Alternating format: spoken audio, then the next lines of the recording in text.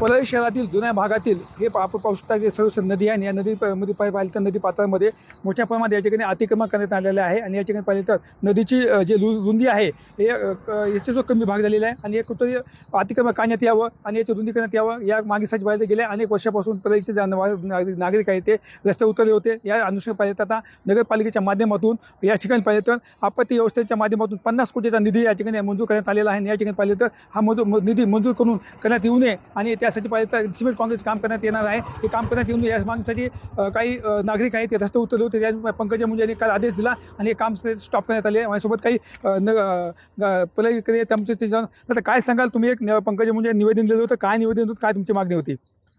परळी शहराच्या मधोमध वाहणारी सरस्वती नदी या नदीच्या पात्रामध्ये सिमेंट कॉन्क्रीट करून त्याचा बेड करून कॅनल करण्याचा जो प्रयत्न नगरपालिकेच्या वतीनं होतोय त्या विरोधात आम्ही परळीकर नागरिक म्हणून उतरलेलो आहेत।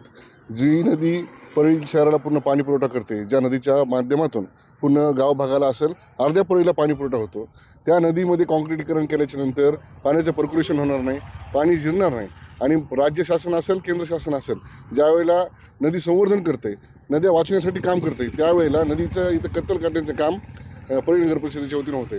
जे आपत्ती व्यवस्थापनच्या माध्यमातून 50 कोटी रुपयाचा निधी या ठिकाणी मंजूर केलेला आहे, त्यामध्ये अगोदरच याच नदीच्या ह्याच्यावर शॉपिंग कॉम्प्लेक्स काढणं, अतिक्रमण करणं हे ऑलरेडी ह्याच्या अगोदर केलं आहे नगरपालिकेनं। आपण इथं समोरच पाहू शकता, इथं समोर कॉम्प्लेक्स केलेलं आहे। त्या कॉम्प्लेक्समध्ये नदीचं त्यांनी त्या ठिकाणी त्यांनी नाला दाखवला, नाला दाखवून त्यावर कॉम्प्लेक्स उभं केलं।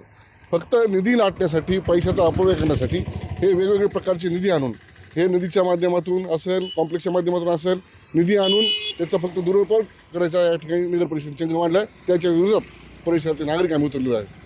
दादा खूप पाहिलं तर खरे गेल्या अनेक वर्षापासून पाहता की तुम्ही या नदी पात्रामध्ये जे अतिक्रमण काढण्यात यावं यासाठी निवेदन देखील दिले होते, मात्र अजून या ठिकाणी कुठलेही या ठिकाणी अतिक्रमण काढण्यात आलेलं नाही, काय सांगतात? अतिक्रमण तर काढण्यात आलेलेच नाही आहेत, परंतु या ठिकाणी जो नदी पण आहे म्हणजे नैसर्गिक जो नदीचा अधिवास असतो तोच नष्ट होत आहे। कारण या नगरपालिकेच्या ढिसाळ नियोजनामुळे नगरपालिकेला शहराच्या या नदीविषयी काही देणं घेणं नाही आहे। फक्त आणि फक्त पैसा कसा कमवायचा याच्यावर, तुम्हाला शासनाचे निधी कसा आणायचा आणि यावर पैसा कसा कमवायचा हेच फक्त त्यांना बघितलेलं आहे। हे जवळजवळ 10 वर्षापासून अशा प्रकारचं अतिक्रमण या नदीवर आहे। या नदीवरचं अतिक्रमणामुळे नदीचं स्वरूप आज नाल्याच्या याच्यामध्ये झालेलं आहे। त्यामुळे या नदीला पूर्ण स्वरूप आलं पाहिजे अशा प्रकारचे आम्ही वेळोवेळी नागरिक या ठिकाणी नगरपालिकेला मागणी केलेली आहे। आज नामदार पंकजाताई मुंडे यांनी दखल घेतल्यामुळे इथं थोडं तरी सिमेंटचं कॉन्क्रीटीकरण, नदीचा जो बेड आहे तो कॉन्क्रीटीकरणापासून वाचणार आहे। यासाठी पंकजाताईचं तर अभिनंदनच, परंतु यापुढे ह्या नदीचं काम होत असताना शहरातील एका सर्व पर्यावरणप्रेमी आणि जे सजग नागरिक यांची एक समिती नेमून त्या समितीच्या देखरेखीखाली ह्याचं पूर्ण काम झालं पाहिजे अशी आमची मागणी आहे। आता काय तुम्ही गेल्या अनेक वर्षापासून तुम्ही मागणी करत की स्वच्छता नदी करण्यात यावी, पण काय केलं जाते? अनेक महिन्यापासून आम्ही परिसरात राहणारे जे व्यक्ती आहेत आम्ही मागणी केली होती। मध्यंतरीच्या काळामध्ये प्रशासक होते, प्रशासकासमोर तर अक्षरशः नदीत अतिक्रमण करण्याचा प्रयत्न झाला होता। आम्ही काही सजग नागरिक किंवा गावातले काही पत्रकार यांच्या मदतीनं आम्ही तो हाणून पाडला, तरी पण जे काही दुर्गंधी आहे किंवा जी परळीच्या आसपास असणारी जी घाण आहे ती परत इथं आणून नदीत टाकली जाते, तिची स्वच्छता केली जात नाही आहे। अनेक वेळा हे प्रश्न मांडलेले असतासुद्धा आता नवीन नगरपालिका आली, नगर प्रशासन आलं आहे, पण तरीसुद्धा तीच परिस्थिती आहे, परिस्थितीत काही बदल नाही आहे। अपेक्षा आहे की बदल व्हावा। 2 दिवसापूर्वी ताईंनी निर्णय घेतला आहे इथं कॉन्क्रीटीकरण होणं बंद होईल, पण ह्या गावभागामध्ये जवळपास पूर्ण जुन्या गावात ह्या नदीच्या माध्यमातूनच प्रत्येकाच्या घरामध्ये बोरवेल्स असतील, आडा असतील, त्यात पाणी येतं।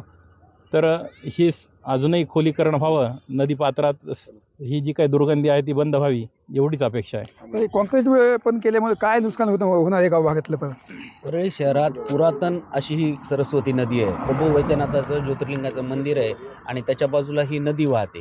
यापूर्वी नदी 12माही वाहत होते, प्रशासनाकडेही याची नदी म्हणूनच नोंद आहे। या नदीचा फायदा संपूर्ण गाव भागाला म्हणजे अर्ध्या शहराला जवळपास होतो।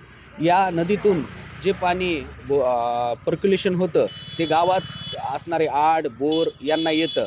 मात्र नगर परिषदेनं महाराष्ट्र शासनाच्या आपत्ती व्यवस्थापन अंतर्गत एका प्रकल्पांतर्गत या नदीला नाला ठरवत एक चुकीचा प्रस्ताव बनवला व त्या प्रस्तावाअंतर्गत या नदीपात्रात सिमेंटीकरण करण्याचा एक घाट घातला होता. या नदीत यापूर्वी नगर परिषदेनं स्वतः कॉम्प्लेक्स बांधत एक प्रयत्न केला की या नदीवर अतिक्रमण करावं, मात्र त्या काळात अनेकांनी विरोध करून हे कॉम्प्लेक्सचं काम बंद पाडलं.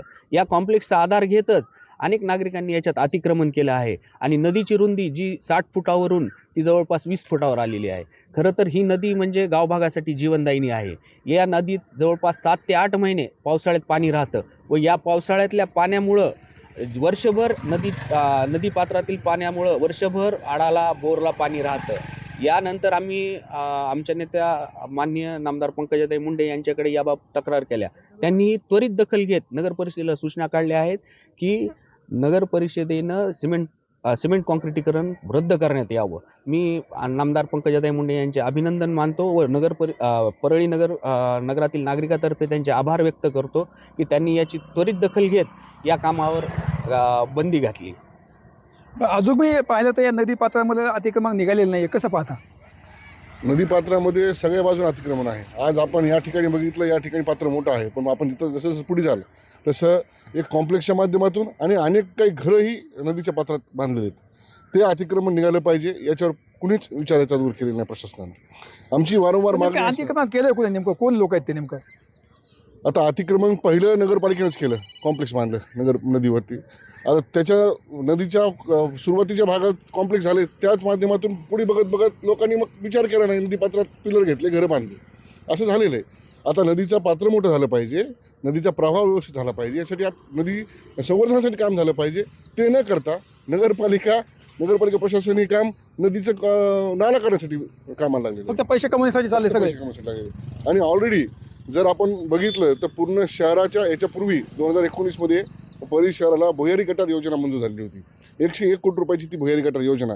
त्याच्या माध्यमातून पूर्ण पाणी एक गुप्तरित्या भुयारी गटाराच्या माध्यमातून या नदीतून मोठी चेंबर होऊन ते पाणी STP प्लांट बरकतनगरच्या पलीकडे जाणार होतं. परंतु ते काम 40% ही पूर्ण नसताना जवळपास 80% बिल त्या कॉन्ट्रॅक्टरला अदा केलेले आहे. आणि तोच कॉन्ट्रॅक्टर आहे ज्या कॉन्ट्रॅक्टरला आता हे कॅनलीकरण करण्याचे काम 50 कोटीचं जे आहे त्याच कंत्राटदाराला देण्यात आलेले. शहरामध्ये पाहिजे कोट्यावधी रुपयाचा निधी आलेला आहे, पण वाटलं एखादं काम कोण झाले का आतापर्यंत? संपूर्ण काम सगळे कामं अपुरे पडलेले आहेत, एकही काम पूर्णत्वास गेलेलं नाही आहे. फक्त कॉन्ट्रॅक्टर पोसायचे आणि निधीचा उपद्रव म्हणजे गैरवापर करायचा, हे सध्या काम सुरू आहे. ह्या संपूर्ण कामाची चौकशी झाली पाहिजे, 100% चौकशी झाली पाहिजे. कारण शहरामधलं असं पूर्ण काम तुम्ही दाखवा नगरपालिकेने जे पूर्ण केलेलं आहे. हे जे परळीच्या शहराच्या संदर्भात जे कामं आहेत, आत्ता सांगितल्याप्रमाणे नदीचं कोणतंही काम पूर्ण झालेलं नाही आहे, जिजामाता गार्डनचं काम पूर्ण झालेलं नाही आहे, STPच्या प्लांटचं काम पूर्ण होईल आणि ह्या शहराचं पाणी शुद्ध करून हे पुन्हा पॉवर प्लांटला वापरले जाईल अशा वल्गना आणि घोषणा इथल्या नेत्यांना दिल्या होत्या, परंतु अद्यापही ते पूर्ण झाले नाही. STPचं तर आम्हाला तर स्वप्न दाखवलं, परंतु त्याचं शुद्ध पाणी हे पॉवर प्लांटला वापरणार असं आम्हाला सांगितलं होतं. फक्त निधी आणला जातो. फक्त निधी आणला जातो, परंतु तो निधी जातो कुठे, त्या निधीचा खर्च कसा होतो? शासन तर चांगल्या कामासाठी हा निधी देतो, परंतु येथील गुत्तेदार पोचलेले जे लोक आहेत हा निधी याचा गैरवापर करतात आणि तो आम्हाला कोणताही या शासनाचा निधीचा लाभ यातील नागरिकाला होत नाही. सध्या ते पंकजा मुंडे यांनी या ठिकाणी आदेश दिलेला आहे, मग त्यांच्याकडून काय अपेक्षा आहे सध्या? पंकजाताईकडून खूप अपेक्षा आहेत, कारण पंकजाताई यांना पर्यावरणाचं जे मंत्रिपद भेटलेलं आहे, आपल्या मराठवाड्याला प्रथमच एक पर्यावरणाच्या स्वरूपानं मंत्रिपद भेटलं आहे.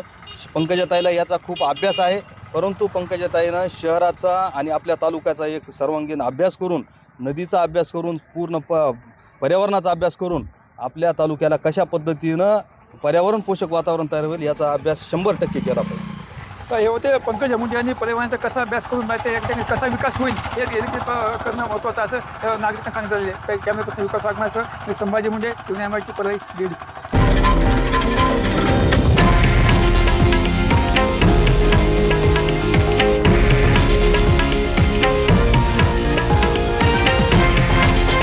हे आहे देशातील नंबर 1 न्यूज नेटवर्क आणि आपण पाहत आहात TV9 मराठी, एकमेव.